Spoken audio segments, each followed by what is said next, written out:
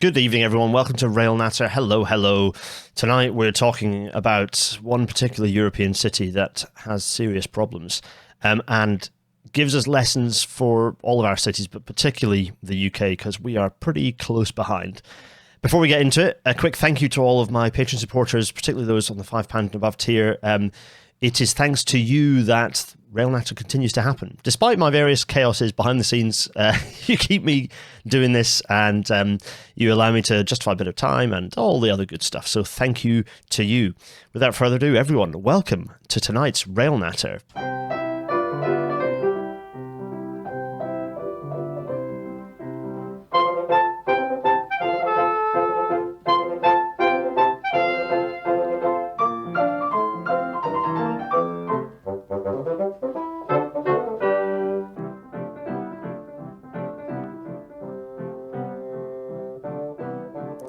And as the Intercity 225 fades away, I want you to imagine a city.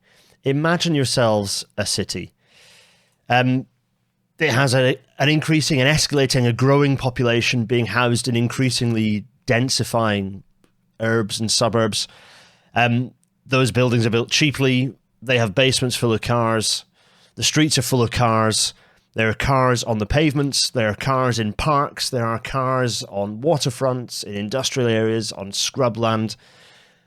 Safety is very poor, road safety, the number of collisions is high, air pollution is dismal. In fact, the city frequently has the worst polluted air on the planet. The social impacts of that, the inability of children to play in the street, to enjoy the air, for the fact they're locked in their houses half the year with the level of air quality, but also the traffic outside, inability for anyone to do anything other than by driving everywhere, feeling like you have to drive because everyone else is driving, because the air is so poor and because the roads are so unsafe that being in the car feels like the safest and cleanest place to be, but of course means you're adding to that pollution, to that congestion, and to the gridlock. And measuring all of this, if you like, is the fact that as a result of the fact that it takes ages to get anywhere because everywhere is chock-a-block, traffic is gridlock, nothing works, no trades can move around, goods can't be moved around. The city's economy is being choked to within an inch of its life.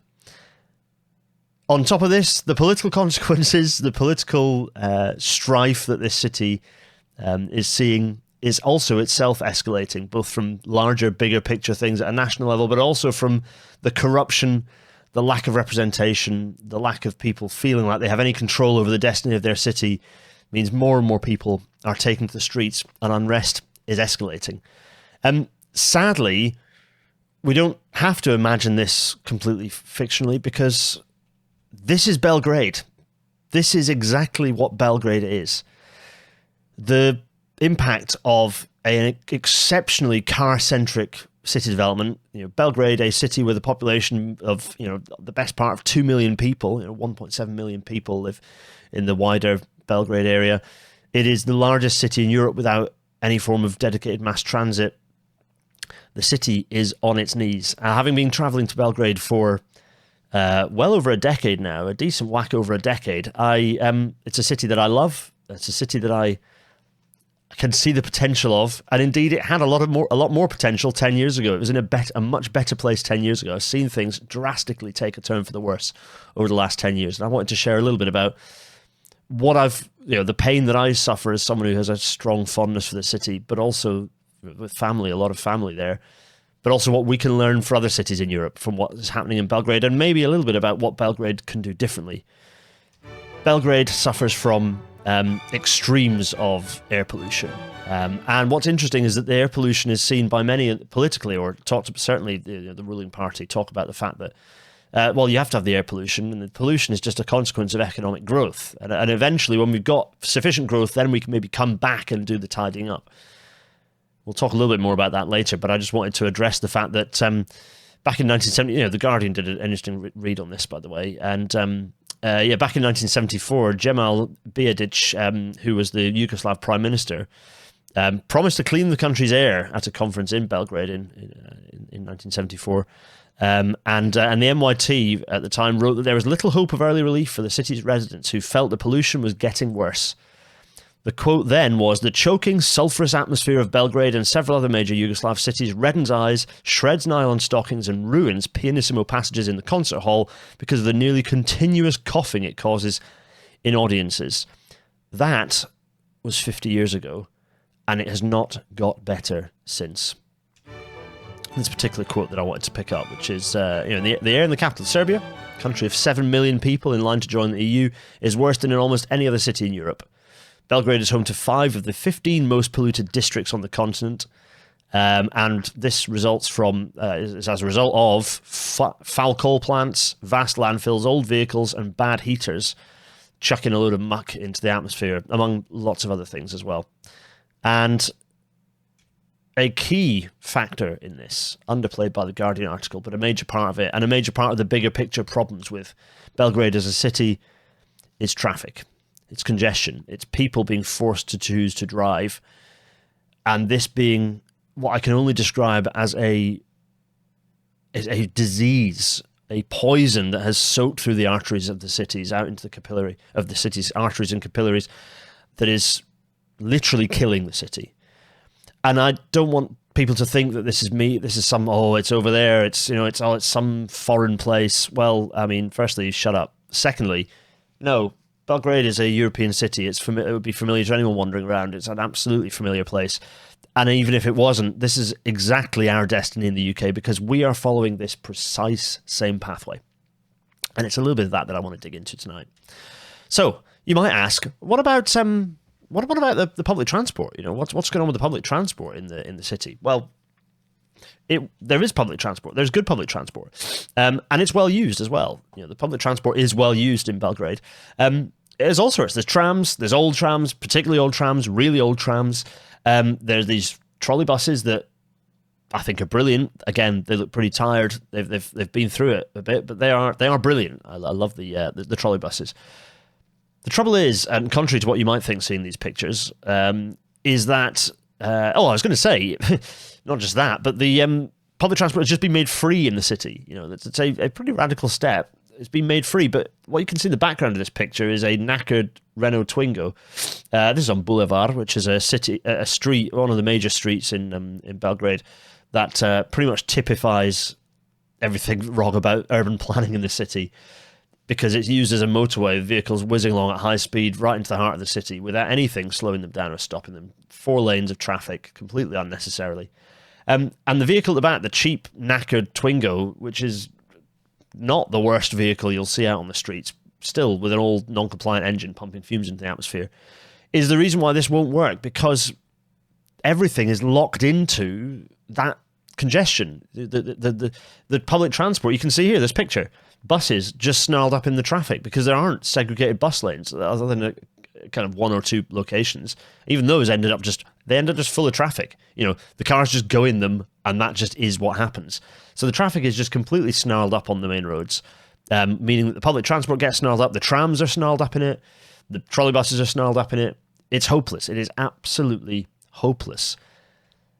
And it's not just the road, the traffic lanes, but pavements, side streets, everything is full of stationary vehicles. There are parked cars absolutely everywhere. It's a disease, to the point where you've got vehicles, you're in a situation where you've got parked cars sat on pavements, blocking pavements all the time. The utilities can't get through to change bins. It's just a deeply vicious cycle of destruction. And the other consequence of that, not only do the timetables not work and the public transport systems not actually function because they're stuck in traffic all the time, and journey times are very high and uncompetitive, or perceived to be uncompetitive, admittedly, with basically driving in a car and being static most of the time.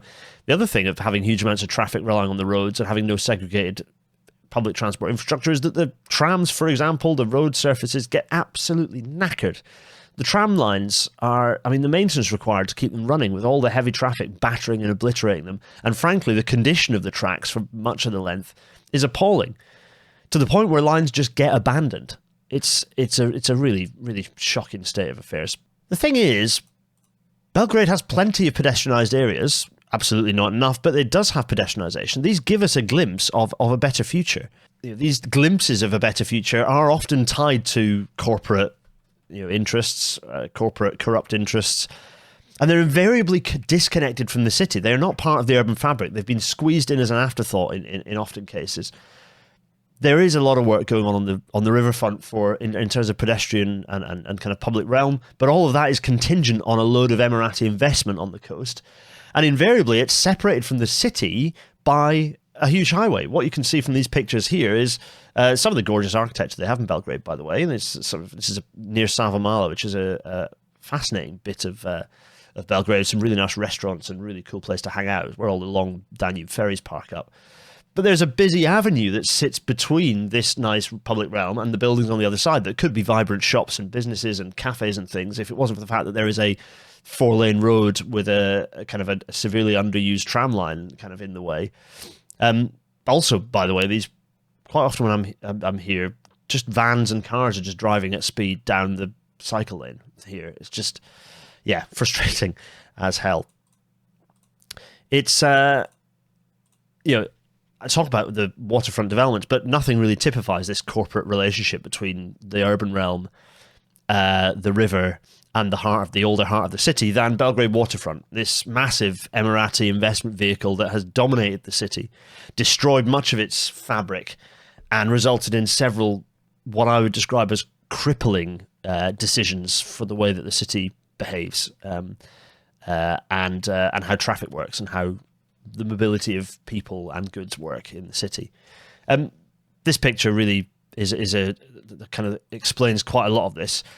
If you have a river city, what you want in a river city is as many bridges as you can possibly have. You want bridges, you want more bridges, you want there to always be plans for more bridges. Bridges are the way that you connect that city and increase the flow of people, ideas, delight, joy, and also bring people to the river, because the river is a spectacular, beautiful, interesting, fascinating, culturally rich place to be. What Belgrade waterfront and the city authorities have been doing has been getting rid of those bridges. And not only that, in Belgrade, a city famous for its splavs, which are rafts with businesses, restaurants, clubs, bars, etc., on the riverfront, the Belgrade waterfront developers have asked for those to be moved because they're unsightly. They're a key cultural feature of the city, and they've all been shifted off, resulting in a bizarre, barren coastline opposite Kalemegdan. So, as a result of this Emirati selling of the soul of the city, some of the key cultural parts of what make Belgrade a fantastic, vibrant city have been literally sold down the river. It's quite something. Not to mention the history being shredded.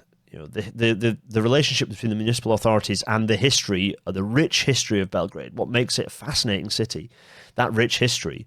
The bridge there was built by the Nazis. It was built by the Nazis, and that's not the reason to keep it, by the way. The reason to keep it is the fact that it was protected under relentless different historical bombardments by the people of the city to provide that connection through. And it's a reminder of the history and the dark history of Belgrade. It also carried a tram line, which no longer has any way of getting across to New Belgrade. So it's not just a bridge that's been got rid of, but it's another tram line that has been severed with no alternative connection. So we're talking about public transport and access being made worse and worse and worse. It is just, it's staggering. Now, Belgrade waterfront, what does it kind of look like? Well, a few years back, I was looking at one of the models of what that looks like, and let's have a little look. So you can see here's a little nice model of what Belgrade, a little slice of Belgrade waterfront. You can see exactly, hi Dina, you can see exactly what it looks like. This is in 2021, maybe 2022, so we were still masked up. What a time! You'll notice something here: cars everywhere. This is a 1 in 46 model. Cars everywhere. Absolutely, underground car parks into a extremely flooding Sava river basin, by the way, and saturated ground. But anyway, that's another story. All this car-centric, and not a tram line. There was no bus stops, absolutely no public transport of any kind whatsoever in this enormous development, this huge development area, which I'll bring up maps shortly to explain Belgrade waterfront. But this enormous space with absolutely no view of, not even are we talking about, not even nice pedestrian space. There's some nice little patches of green with some trees, but it's all how do you move the cars around. It is grim as hell. One of the things that I particularly wanted to pick out was this feature here. This is the model showing the aerial view of where Belgrade's original railway station, the wonderful Glavny Austro-Hungarian, this fantastic Habsburg era sort of railway station, was positioned right in the heart of the city, at the foot of one of the main avenues that go up to Slavia. 10-minute walk up the hill to the main heart of the city, to Square of the Republic. Very well located. You'll notice something though here in this model of what they've done with the railway station is that there isn't a railway there. It's gone. Not only so it's one thing developing, as is happening in York right now, developing former major rail yards that are just super surplus to requirement.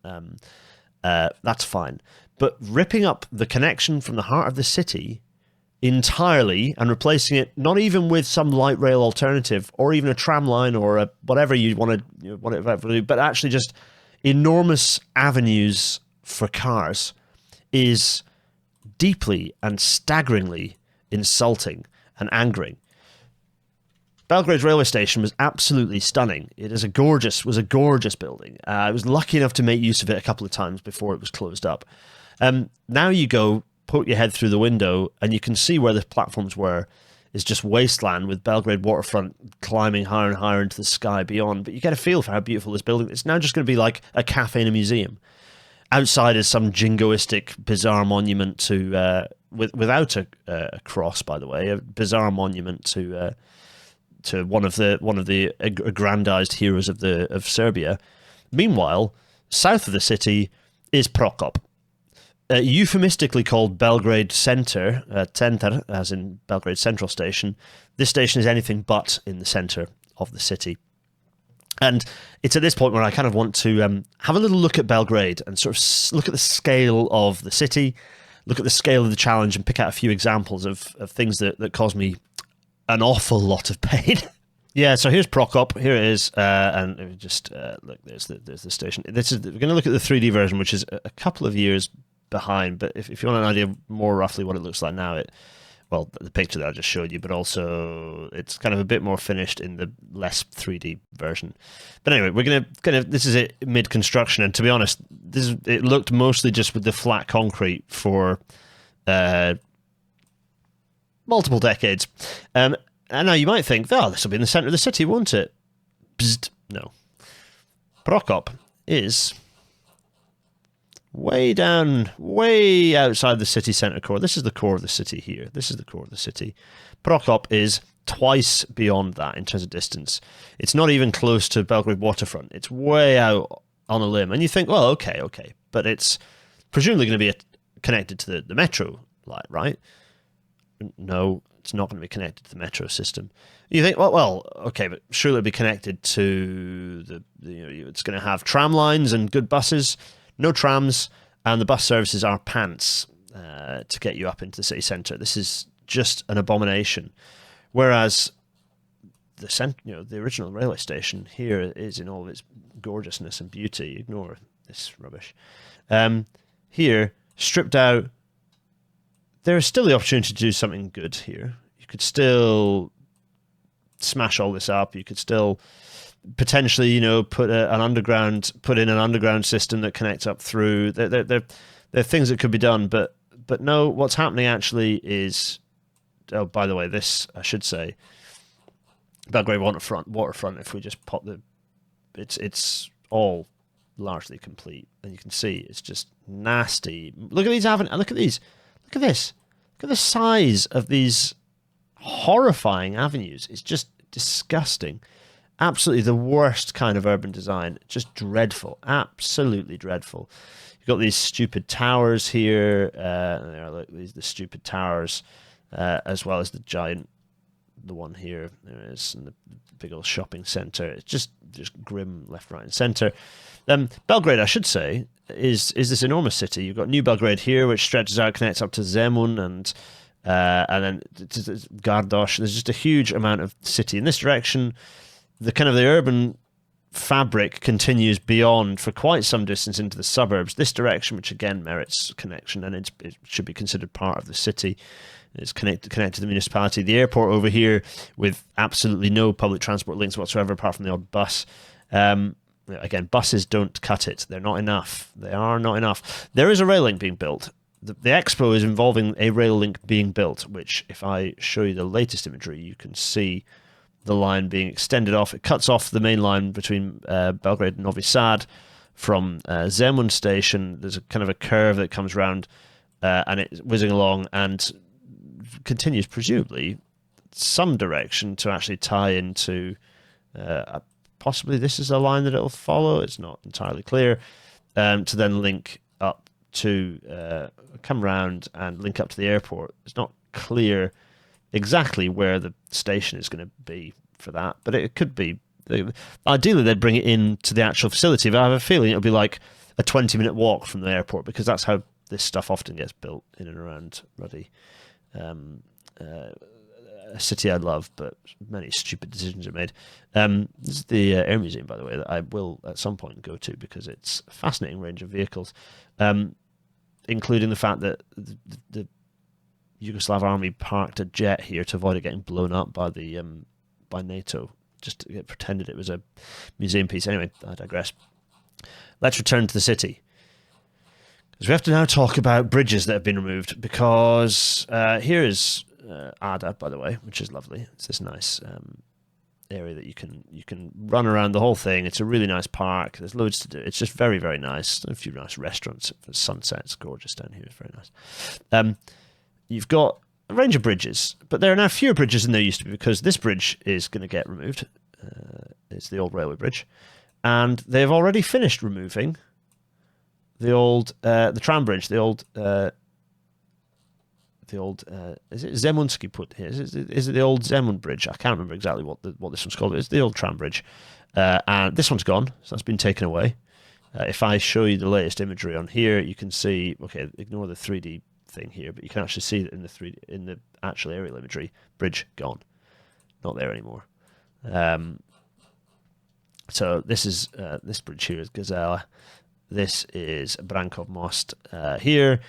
But yeah, the other thing you can see, if we get the satellite imagery up, you can see that the tram line's just been severed. It's gone. So this whole tram line is I don't even know what the tram network even looks like in Belgrade now. There's been no effort to like make it make sense. Just shocking. What's even worse than that is up here, this horrible big kind of avenue of cars. Sorry, no, not that one. This one, the big, horrible motorway avenue one. This grim piece of junk here that goes all the way up here like this, weaves through, just disgusting urban design, awful. This now, and again, bus station, also demolished. Bus station gone. I don't know where the new bus station is, but bus station is now gone. This is going to destroy this park and then tunnel underneath the centre of the city, in theory, to pop out on the other side to link up with a bridge, that goes over to... This is the bridge to Pantovo. Again, just motorways. What else have they been up to? That's right, they have been building more motorways south of the city as well, because you better believe it, that they have been building motorways left, right and centre, tunnelling here, tunnelling there, more and more motorways to attempt to try and solve a problem that this won't solve, because the problem isn't international travel going through the centre of the city. The problem is the fact there is no way for people who live, the 2 million people who live in the connecting area to Belgrade, not having the ability to get through into around the city.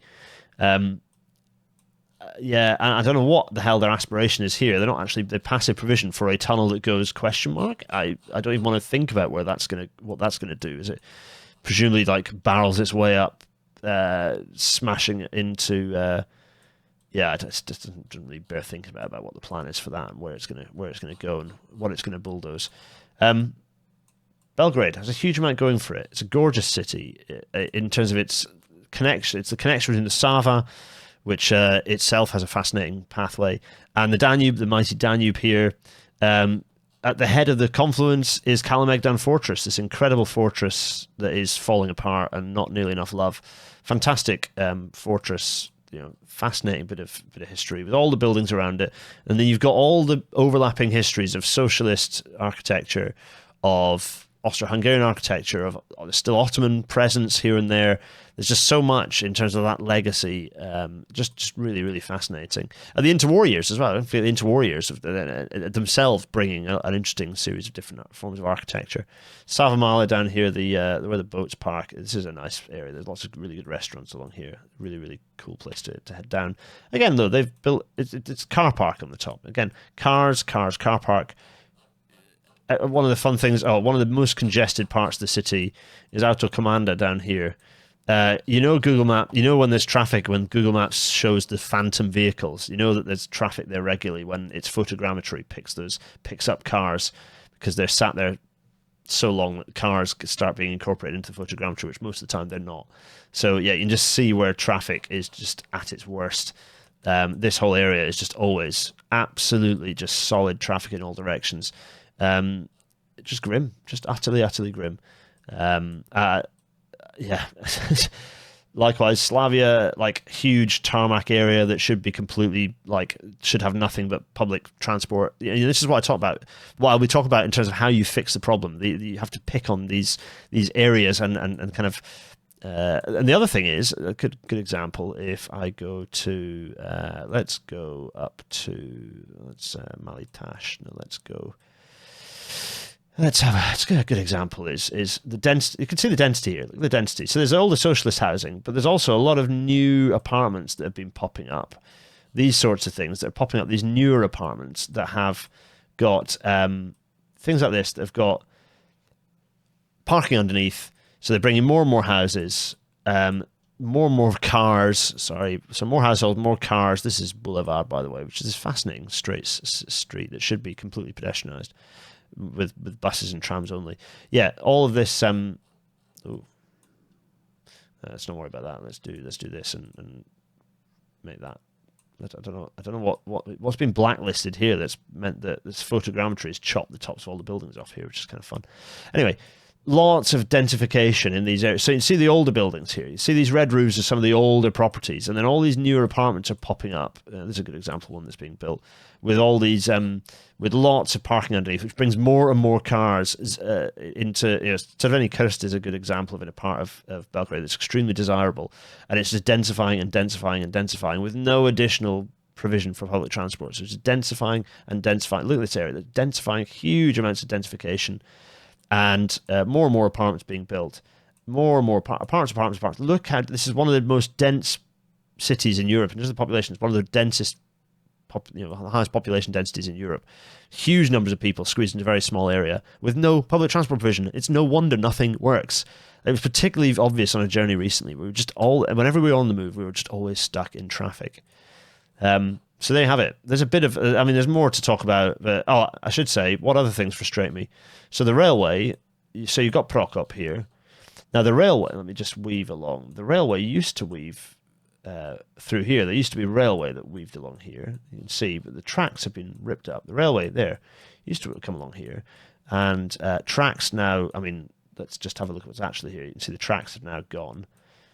This used to weave up and fed into where you used to get the sleeper train, which is a place called Topchider.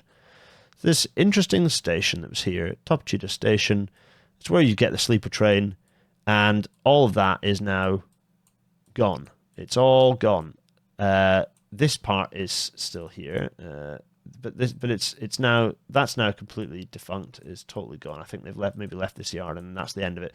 With the intention that, by the way, what's the plan here? That's right.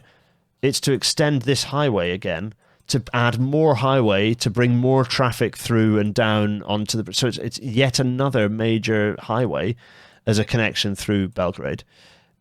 It's meant that when you catch the Belgrade bar train, you now have to go to Prokop. You don't have this nice. Actually, no, I think it might even be Zem. You might even have to go to New Belgrade to catch it, because a lot of stuff is now over in New Belgrade. It's just. The original station, it could have been a fabulous place to keep the station, because it's next to this really nice historic park and kind of royal gardens and such. All gone, all gone. Yeah, so just like constant. If I was this way, there is something that's worth pointing out, which is over here. This bit of area. Now, what's going on here? In fact, let's Let's go to the latest imagery. Yeah, so what's this being built here? Well, this, and indeed this, is the start of something called the Belgrade Metro. Now, you might ask yourself, well, okay, all of that, well and good, but the metro is coming, there's Belgrade Metro coming, right? You've come across the news that Belgrade is getting a metro. Well, that was true in 1974, and it is perhaps even less true now than it was then. Let's get into it. Back in 1958, architect Nikola Dobrovic proposed that there would be, that he kind of came up with the most detailed plans for a metro system in Belgrade. And this was then, there were studies undertaken for about a decade that kind of refined his original route. 1972, we had the General Urban Plan for Belgrade. And this included pretty detailed requirements for what the metro would look like, how it would tie into the rest of the city, how it would tie into the growth of New Belgrade at the time as well, and how it would be related to other forms of mobility across the city, including the trams, including the through railway system that was being developed, the changes to the, this plan was the plan that looked at making serious changes to the railway network in and around Belgrade, as moving it from a terminal station to a terminal network to being largely a series of through lines, including both for freight and for passengers. 2020, we had the signing of the first of a couple of agreements between Serbia and France. Some shenanigans ensued, by the way. 1972 to 2020, some stuff happened. But eventually we get to the point where the latest iteration of the metro is having its, having agreements signed between Serbia, France and China, for the most part, to deliver what's looking like 3 lines, or what was looking like 3 lines. Agreements of varying levels of multiple hundreds of millions of euros, to the point of like 6 billion euros being the large number being floated around now. And the first line at that point, the first line was more theoretically shovels in the ground. More on that in a second. The first line would run from Željeznik down through Makiš, which is where the big sort of depot would be, kind of nominally following the Sava, curving round.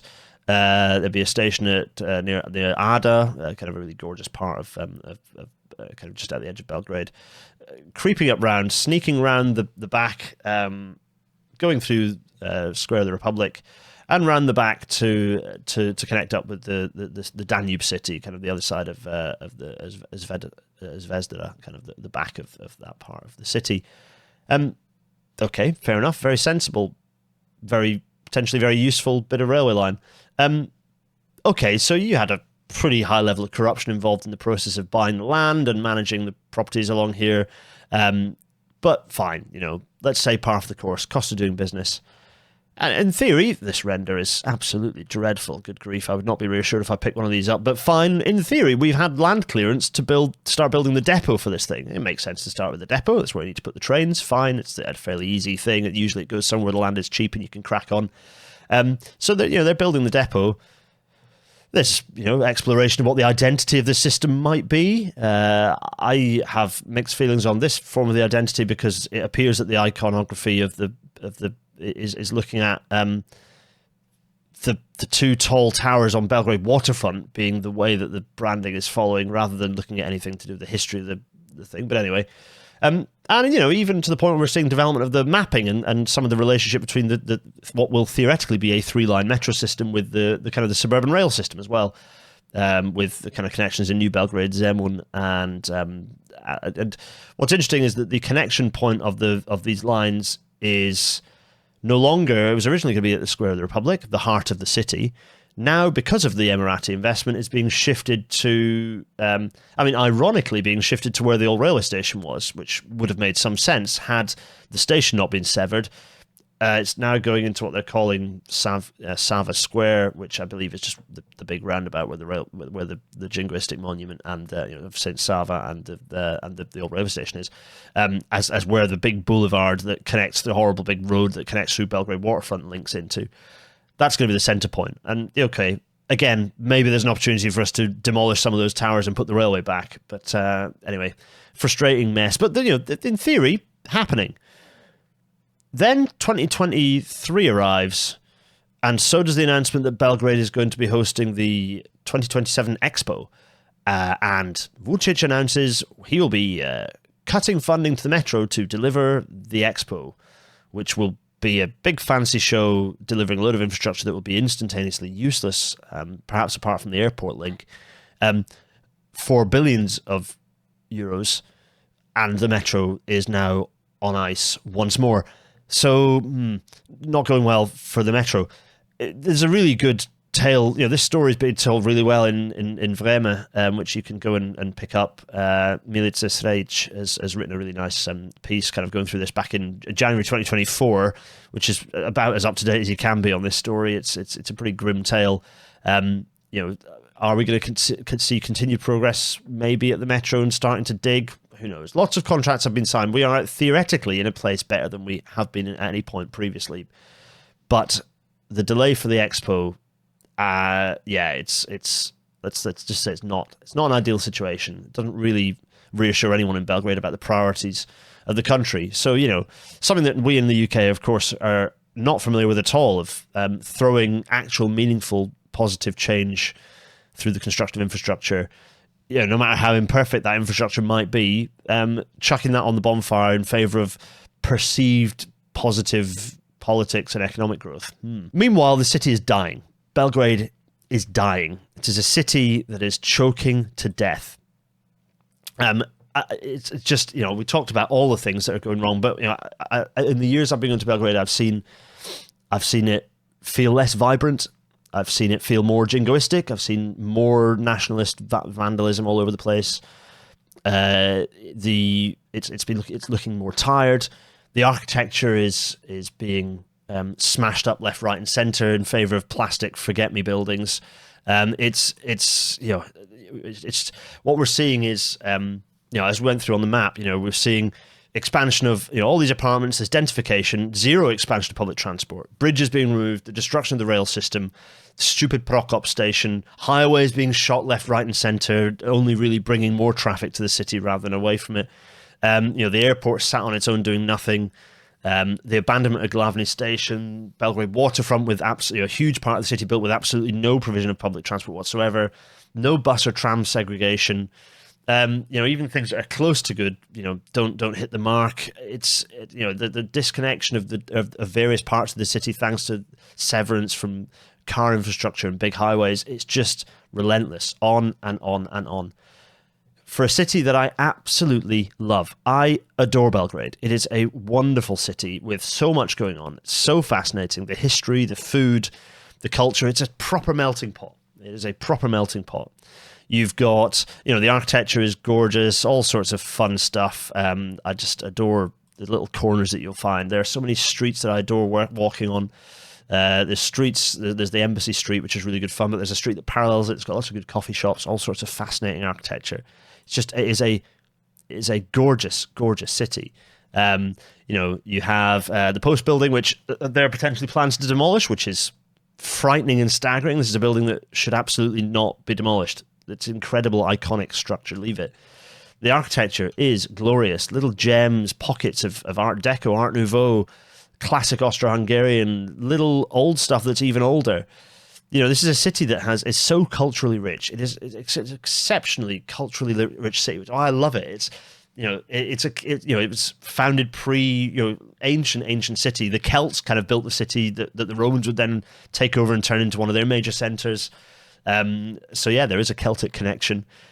The food, the people, the fascinating history. It's always been on the frontiers of empires, and as a result of that, it's had, and also as a result of that, both fascinating history, fascinating architecture, and then relentless amounts of being blown up over and over again.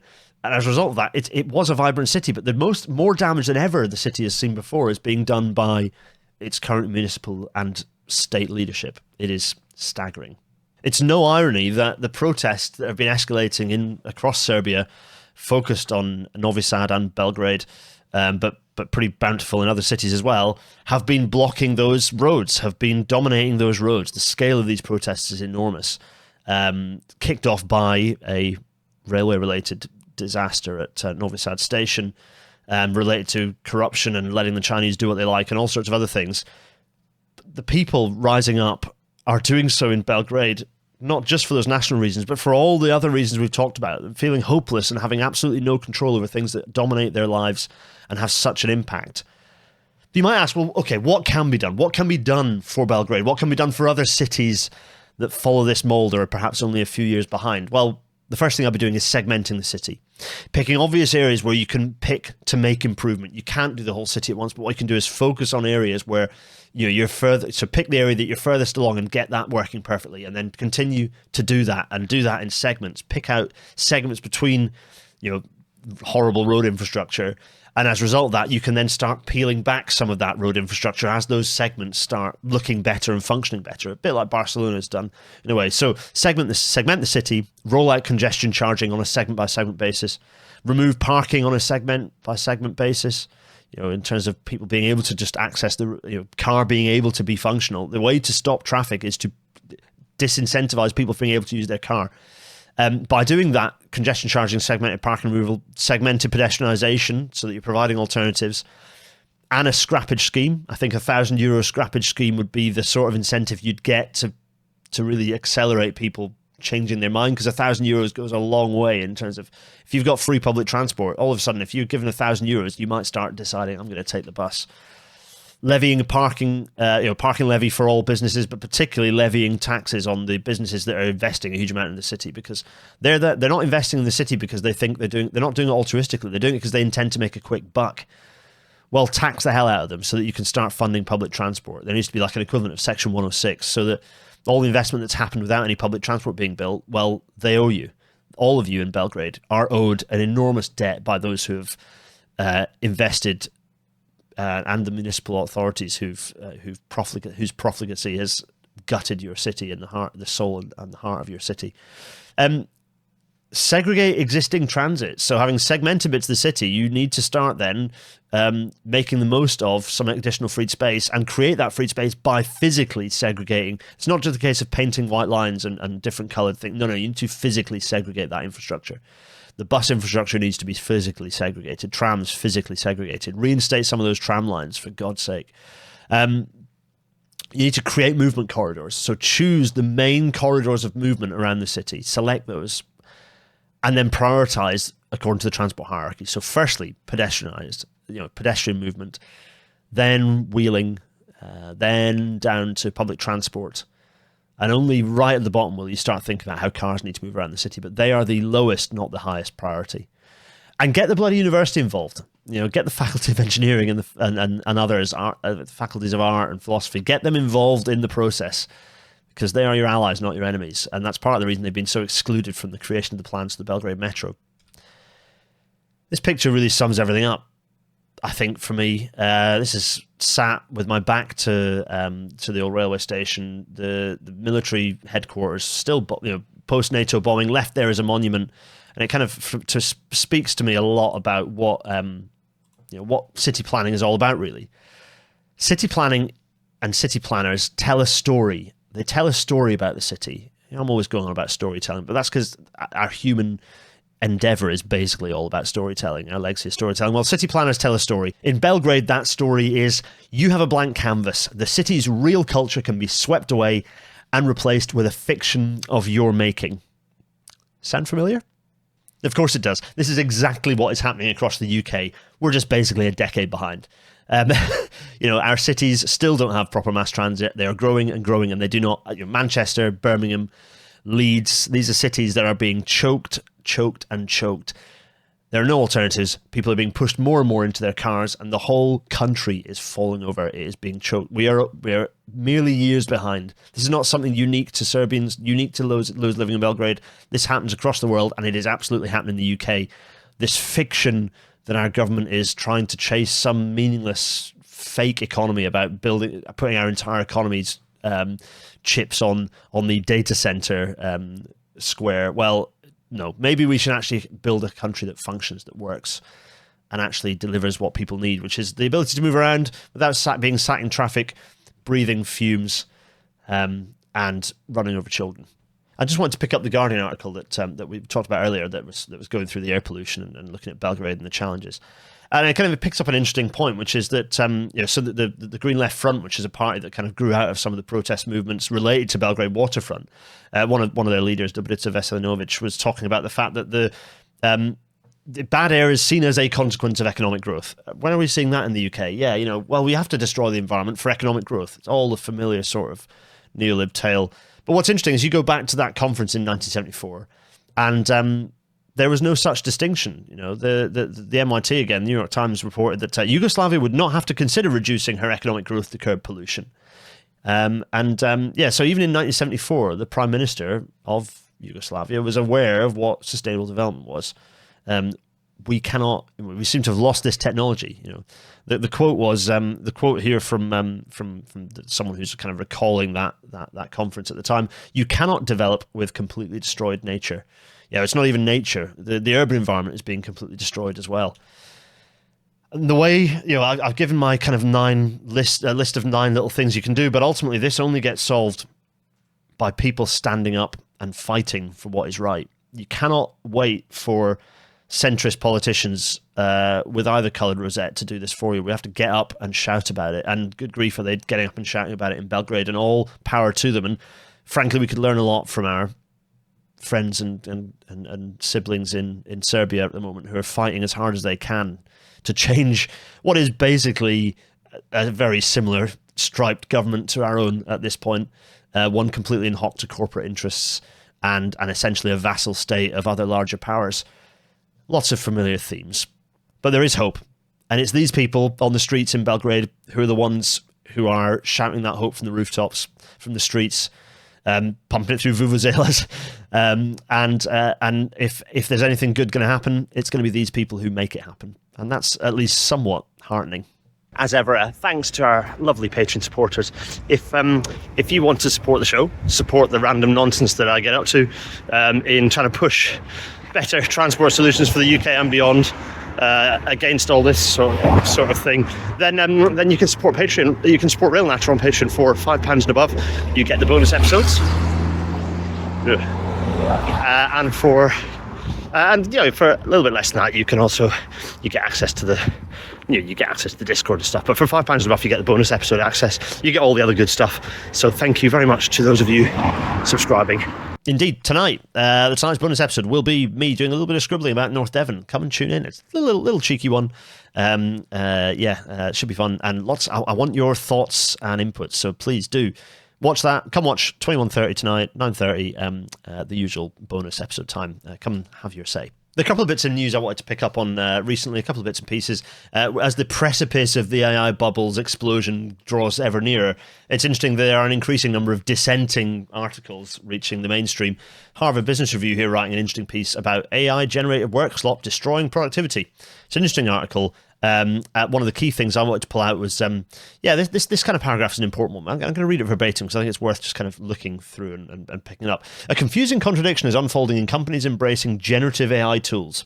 While workers are largely following mandates to embrace the technology, few are seeing it create real value. Consider, for instance, that the number of companies with fully AI-led processes nearly doubled last year, while AI use has likewise doubled at work since 2023.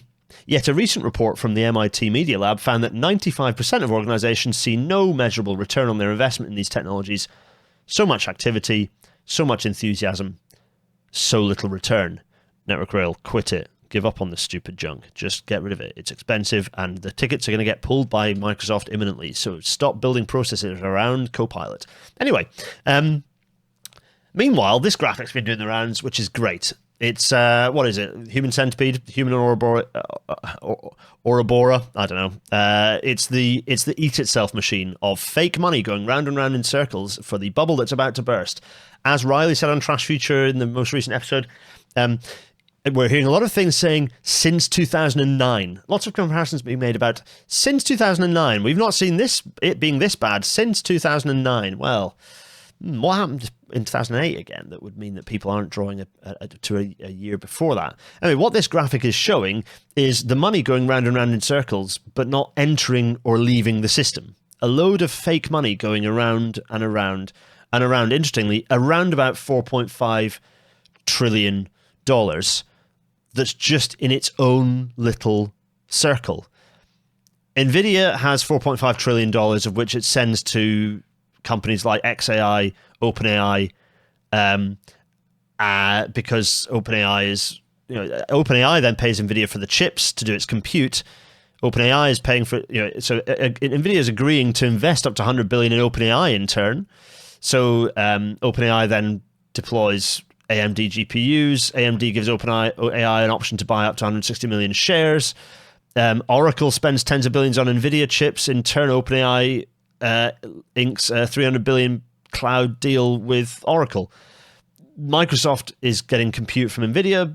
Meanwhile, Nvidia is relying on Microsoft, and the loop continues. And this is about $4.5 trillion of US kind of economic activity that is fake. It's non-existent. All of this is non-existent. It's a complete bubble. And it's Bloomberg are reporting this, by the way, which means the noticing has started. And as soon as the noticing starts, that's the point in which the Acme machine self-destructs, or Roadrunner's Nemesis, Wile E. Coyote falls down the cliff, making the whistle noise. This is it. The economy is about to go pop, and it would be funny if it wasn't for the fact that this would drag all of us down with it, because that's the way that our stupid capitalist economy works. So we've got that to look forward to. Meanwhile, Great British Railways, still baffling and opaque. This is a news story because Greater Anglia transferred over on the 12th of October, a couple of days ago. West Midlands Trains is going to follow on the 1st of February 2026, and then GTR, so Thameslink, will be on the 31st of May 2026. So by kind of halfway through next year, we will have 8 in 10 passenger rail journeys will be owned by the public for the public, ostensibly. Chiltern and Great Western will then follow kind of fairly shortly after that at some point. But there's a baffling quote here that I really want to pick up on, which is this here. This quote, which we've referred to this before, but I'm baffled at this one. Operators must meet rigorous bespoke standards to earn the right to be called Great British Railways, so we can rebuild a world-class public service. What?